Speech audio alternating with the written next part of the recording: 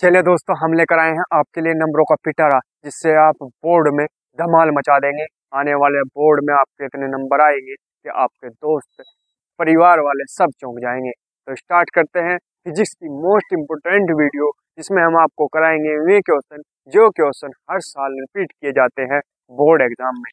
तो में ही आप करेंगे, क्योंकि इससे आपका टाइम भी बचेगा और आप बहुत अच्छे नंबर भी ला पाएंगे।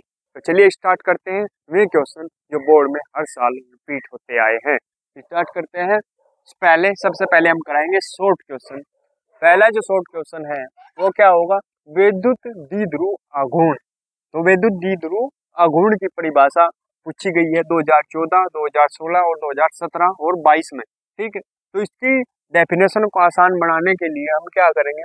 विद्युत द्विध्रुव आघूर्ण का फॉर्मूला लिखेंगे। इसके विद्युत द्विध्रुव आघूर्ण बराबर क्या होता है? आवेश गुणा बीच की दूरी।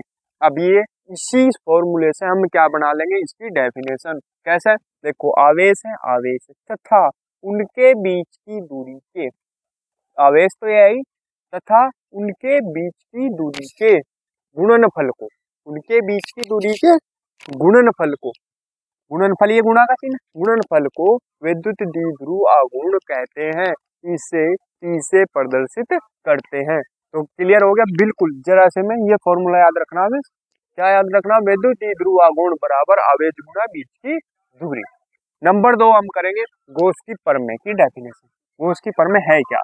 2016 में, 2020 में और 2022 में पूछा है। ठीक है, तो इसमें लिखेंगे किसी बंद पृष्ठ से गुजरने वाला कुल विद्युत फ्लक्स, किसी बंद पृष्ठ से गुजरने वाला कुल विद्युत फ्लक्स फाई ई उस पृष्ठ के भीतर स्थित कुल आवेश Q का 1/ε0 गुना होता है। मतलब क्या? मान लिया ये जो है विद्युत फ्लक्स फाई ई, ये काय के बराबर होता है? उस पृष्ठ में स्थित कुल आवेश Q का कितने गुना? 1/ε0 गुना होता है। तो इसके अकॉर्डिंग क्या लिखेंगे हम इसे? Q की 1 में करी तो 1 Q, सॉरी, और ये ε0, तो क्या बन गया? फाई ई बराबर Q/ε0। इसलिए है, तो ये याद रहेगा। तो क्या लिखेंगे हम? किसी बंद पृष्ठ से गुजरने वाला कुल विद्युत फ्लक्स फाई ई उस पृष्ठ के भीतर स्थित कुल आवेश Q का 1/ε0 गुना होता है। ठीक, अब करेंगे तीसरा विद्युत फ्लक्स। विद्युत फ्लक्स कब आया हुआ? 2016, 18, 20 और 23 में। मोस्ट इंपोर्टेंट डेफिनेशन है इसकी। ठीक है, तो इसमें क्या लिखेंगे?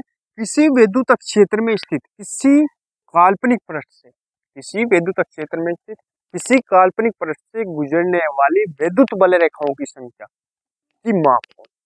जहां भी विद्युत फ्लक्स और चुंबकीय फ्लक्स आवे, चुंबकीय फ्लक्स में चुंबकीय बल रेखाओं की संख्या की माप हो। क्या कहेंगे? चुंबकीय फ्लक्स। विद्युत फ्लक्स में विद्युत बल रेखाओं की संख्या को, विद्युत बल रेखाओं की संख्या की माप को क्या कहेंगे? विद्युत फ्लक्स कहते हैं। ठीक है, इसे फाई से प्रदर्शित करते हैं। नंबर 4 पे है हमारा समविभव पृष्ठ। समविभव पृष्ठ कब आया हुआ? 2016, 2021 और 2023। क्या लिखेंगे इसमें? किसी बिंदु, देखो पहले ही पता लगा, समान समान विभव विभव, जिसके सारे विभव क्या हो? समान हो। ठीक है, देखो किसी बिंदु आवेश के चारों ओर खींचा गया वह काल्पनिक पृष्ठ जिसके प्रत्येक बिंदु पर विभव का मान समान हो, क्या कहलाता है? समविभव पृष्ठ कहलाता है। ठीक है, तो स्क्रीनशॉट ले लेंगे। यहाँ तक आगे बढ़ते हैं फटाफट। चलिए दोस्तों, देखते हैं क्वेश्चन नंबर 5 क्या है? भंजक विभवांतर। ये कब आया? 2017 में और 2018 में। क्या लिखेंगे इसमें? किसी परावैद्युत पदार्थ के सिरों के बीच उत्पन्न वह महत्तम विभवांतर जिसे परावैद्युत बिना विद्युत भंजन के सहन कर सकता है, उस परावैद्युत का भंजक विभवांतर कहलाता है। क्या? महत्तम विभवांतर जिसे परावैद्युत बिना विद्युत भंजन के, बिना विद्युत भंजन के जो सहन कर सकता है, उस परावैद्युत का क्या कहलाएगा? भंजक विभवांतर कहलाता है। अब जब विशिष्ट चालकता पे, ये कब आई? 2010 और 2022 में। किसी पदार्थ के विशिष्ट प्रतिरोध के व्युत्क्रम को, विशिष्ट प्रतिरोध के व्युत्क्रम यानी विशिष्ट प्रतिरोध का उल्टा को उस पदार्थ की विशिष्ट चालकता कहते हैं। इसे सिग्मा से प्रदर्शित करते हैं। विशिष्ट चालकता बराबर क्या होगा? 1 विशिष्ट प्रतिरोध। ठीक है, तो यानी क्या होगी? विशिष्ट चालकता प्रतिरोध की उल्टी होगी और प्रतिरोध विशिष्ट चालकता का उल्टा होगा। अगर यहाँ ये आ जाता है विशिष्ट प्रतिरोध क्या चीज है, रो। तो विशिष्ट प्रतिरोध में क्या लिखेंगे कि विशिष्ट चालकता के व्युत्क्रम को विशिष्ट प्रतिरोध कहते हैं। अगर विशिष्ट चालकता आ रहा तो क्या लिखेंगे, विशिष्ट प्रतिरोध के व्युत्क्रम को विशिष्ट चालकता कहते हैं। ठीक है।